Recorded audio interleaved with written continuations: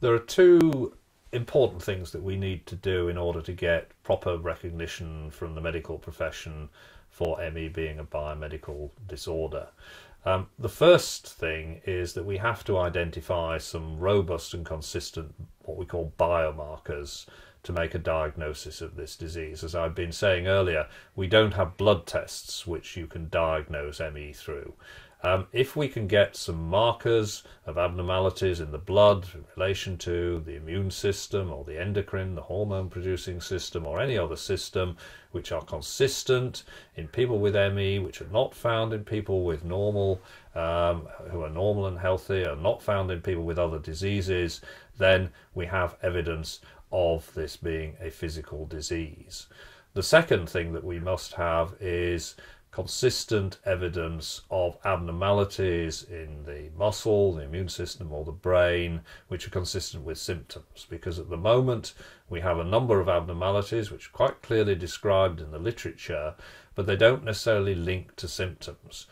We can make assumptions that they may be linked to symptoms, just like we can say that low blood pressure, low blood volume to the brain may be causing cognitive dysfunction, but we haven't proved that. And until we can come back to the medical profession with firm evidence in this sort of area and say, here is an abnormality in the brain, it is clearly linked to that particular symptom, then we are going to make real progress in persuading sceptical medical colleagues of mine that this is a real physical illness.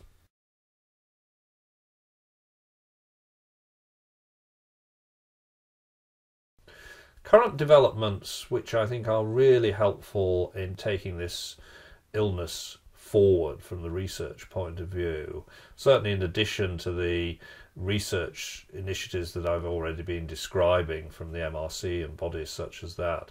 But I think the real positive aspect of research at the moment is the way that people are cooperating, starting to cooperate on an international basis, because up until now we've had a lot of different people in different countries getting on with their own research.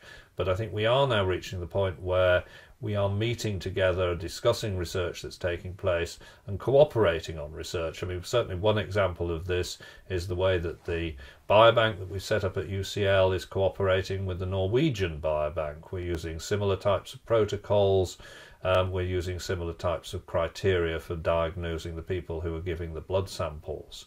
And one aspect of this that I think is very encouraging is the work that Dr. Andy Kogelnick over in the States is putting into this, and the Open Medicine Institute, the OMI.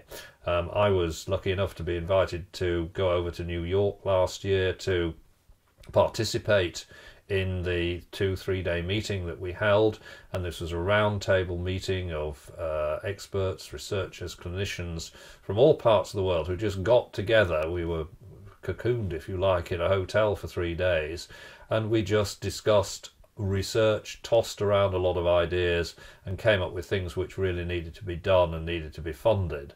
And it wasn't just talk. Andy's gone off and put these ideas out on the internet, and money is starting to come in, and people are starting to discuss and cooperate as a result of that. I think another important development in a similar way, but within the UK, is the development of what we call the UK Research Collaborative, which is an offshoot of the MRC expert group on ME/CFS research.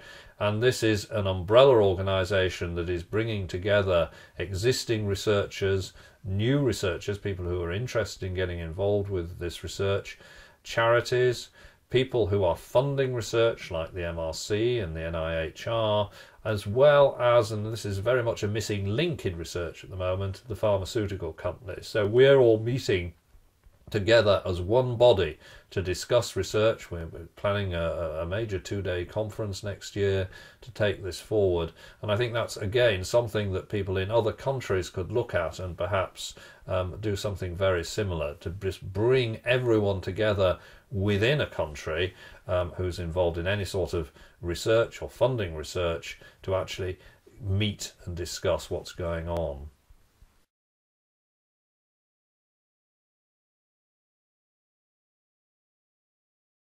I believe there is real hope now for the people who are at the most severe end of the spectrum of this illness, who are bedbound, wheelchair-bound or housebound. Firstly, because, as I've been saying, we are starting to make real progress in piecing together what are the various aspects that are causing this disease. And as we understand more about what is causing this disease, we are now going to start looking, and we are looking at treatments like rituximab, at drugs which actually act on the underlying disease process, as opposed to just trying to patch things up by treating symptoms. And at the same time, I know progress is very slow, and there is an urgent need to make things much quicker. But there is a recognition from the people who are working in the clinics, the hospital-based clinics, that the severely affected are not getting a fair deal, that they need to provide some sort of specialised inpatient facilities where people with severe ME can be looked at in a sympathetic environment, where they can be properly assessed, where any management interventions can be looked at in a careful and sympathetic way. And where this is not possible, that there needs to be domiciliary home-based services where the hospital goes out to the person with severe ME and deals with them at home, because it is clearly just not acceptable that a whole group of people with this illness are just totally divorced from the normal health service and social care services that are available to everyone else in this country, and to whom people with severe ME have paid for and are now getting absolutely nothing in return. Heeft u een vraag naar aanleiding van deze video?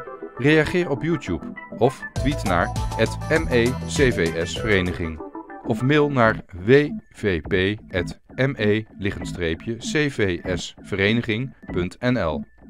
De beste vragen worden in een volgende video behandeld.